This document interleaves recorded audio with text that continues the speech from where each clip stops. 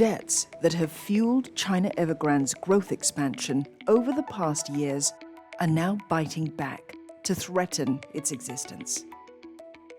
A deadline to pay interest on a $2 billion offshore bond came and went without any announcement from the company.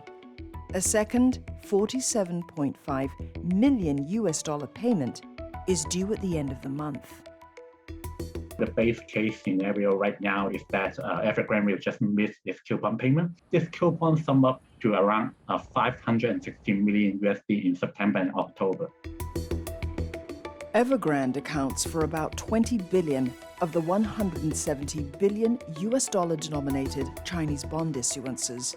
Its debt woes amount to over 300 billion dollars. And this has sparked fears of a default wave as bond prices plunge and yields skyrocket for other issuers.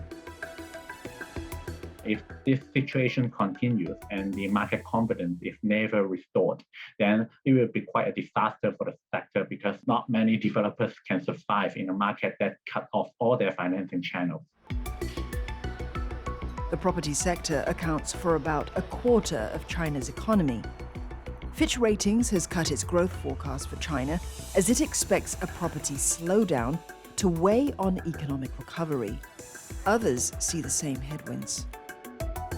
The structural slowdown in China may see growth, hitting low rather sooner than it ought to. We still see growth this year somewhere in the ballpark of 8 to 8.5%.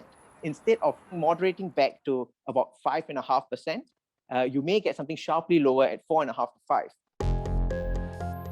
Fears over Evergrande's debt squeeze have roiled global markets. Year to date, shares of Evergrande are down more than 80%. A number of other developers are more or less in the same boat. You can see very high short-term leverage in many of the smaller to mid-sized Chinese developers with, short-term cash flow equivalent not enough to cover the liabilities that it's come due. Tightened rules on debt and excessive borrowing are partly the reason why many Chinese developers are in trouble. Like Evergrande, several big developers have also crossed regulators' thresholds for debt ceilings, which bar them access to new bank loans.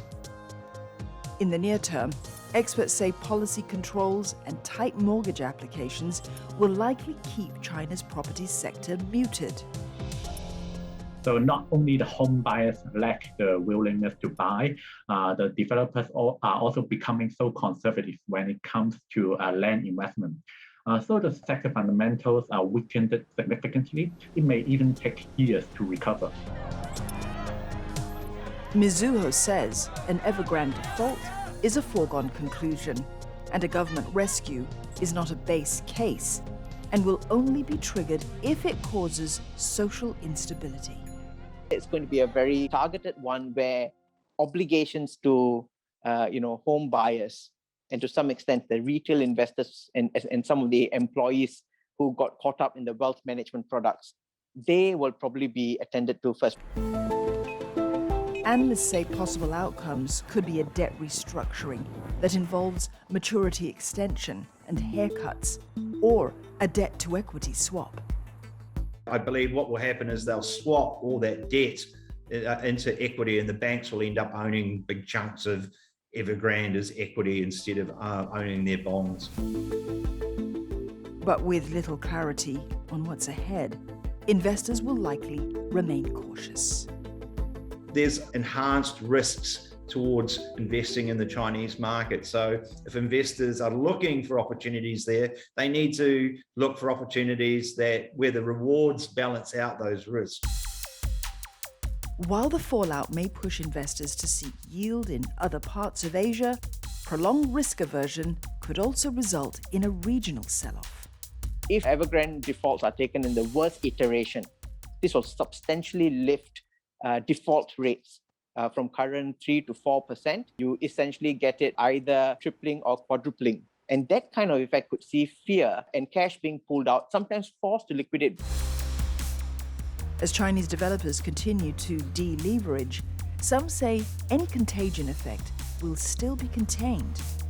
It's a limited scope, targeted detonation of a very smaller part of the property sector. Without the cash flow strain, it is still a company with valuable projects on its balance sheet. In any case, Evergrande investors will be left with some hard decisions. If it's going to be some model along the likes of HNA, which was a very prolonged bankruptcy, then you know that patience and not needing the capital that was invested in it are preconditions. Whereas if it's going to be somewhere closer to Parong where a kind of rescue comes about, then maybe one could be a little bit more hopeful. There won't be any upside. I mean, when we look at liquidations or debt equity swaps in other companies around the world, equity holders and they're unsecured creditors as well, so they're not in the queue to get paid out.